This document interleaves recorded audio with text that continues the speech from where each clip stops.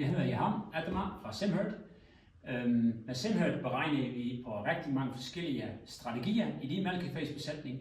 Blandt andet kan vi også regne på, hvor stort er tabet forårsaget af Salmonella Dublin. Her viser jeg et eksempel af en beregning, vi har lavet i en besætning med ca. 550 køer, hvor vi kom frem til, at besætningen mister ca. 800.000 kroner om året på grund af Salmonella Dublin. Og lavkagediagrammet viser, at det skyldes ca. 75% de kliniske effekter, så er der nogle testomkostninger og for tidlig udsætning.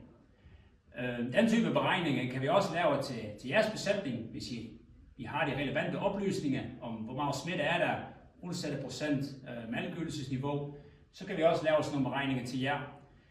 Og de beregninger kan bruges for at beregne, hvor mange penge må man bruge for at komme ud af Salmonella. Hvad er rådighedsbeløb for at investere i at komme ud af Salmonella?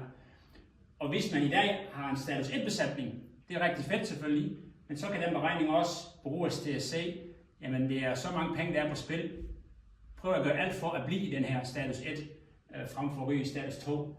Så vi sætter kroner og øre på, hvad Salmonella Dublin koster i mælkekvægsbesætningen, for egentlig også i fællesskab komme ud af problematikken fra besætning til besætning.